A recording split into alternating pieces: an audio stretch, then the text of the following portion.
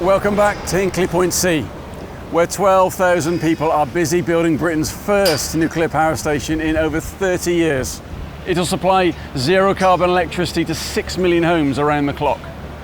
Restarting the nuclear industry after such a long gap hasn't been easy, but we're making real progress.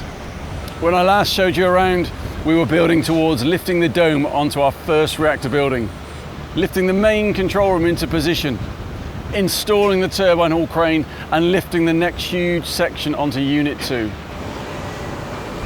Well, we did all that and more, and with the buildings and structures progressing well, we've started fitting all the equipment needed to bring the station to life and make electricity. Let's go and see what we've been up to. So here inside the reactor building, we're getting ready to install the reactor, the beating heart of the power station, later this year. The polar crane above me was lifted in a single 750-ton piece just before the dome went on.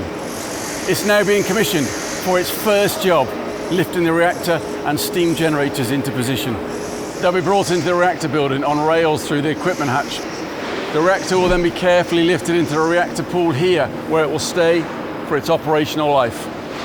Next, the steam generators will be placed alongside the reactor. They'll take heat from the reactor to generate steam to power the world's largest turbine.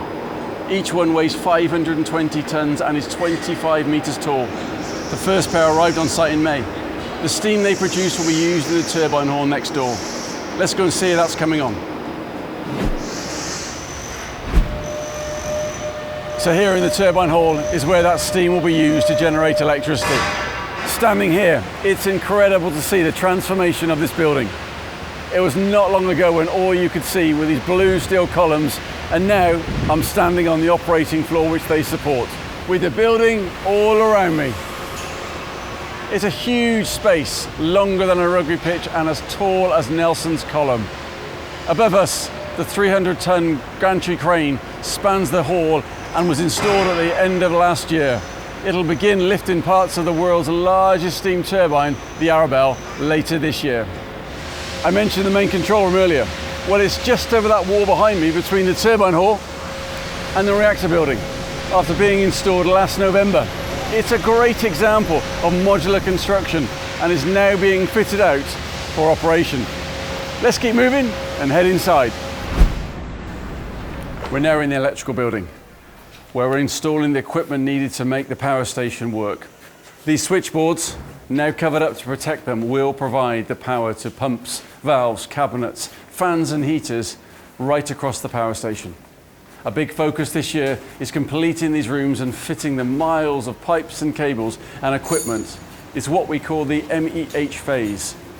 Factories across Britain are making the equipment we need, and our training centres are giving British workers the skills to get the job done. These are the 10 kilovolt cables that will connect the transformer to the switchboards, powering the entire station. We've got 70 miles of these to install. Let's head to the pump house. This is the site's largest building, with much of it being underground. It will pump water from the Bristol Channel to cool the steam that's being used by the turbines. Again, fantastic progress has been made here, and we're close to reaching the roof level. Out under the Bristol Channel, we're working to connect 6 vertical shafts to the tunnels we've built that will bring the cooling water in and out of the power station. Everything we have seen so far is on Unit 1, but what about its twin, Unit 2? We're now in Unit 2's reactor building, where our goal is to catch up after we stop most of the work here during the pandemic. Here, the final ring section will be installed later this year before the dome goes on next year.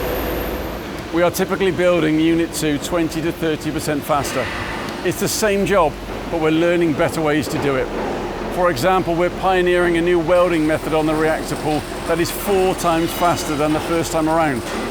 More modularization allows us to construct larger parts in factory conditions before being lifted into the buildings with the world's largest land-based crane, Big Carl. And with our design adapted to British regulations and complete in detail, suppliers know exactly what to make. And every innovation here is being incorporated into our plans to build Units 3 and 4 at Sizewell C in Suffolk.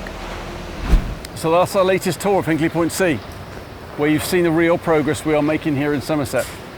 Next time you'll see our really big pieces of equipment in place, and our MEH colleagues will be taking over to complete the fit out of our fantastic power station. A big thank you to everyone on site for your hard work, and to thousands of people in our factories all around the country and around the globe. Together we will help Britain achieve net zero and provide greater energy security. Thank you for watching.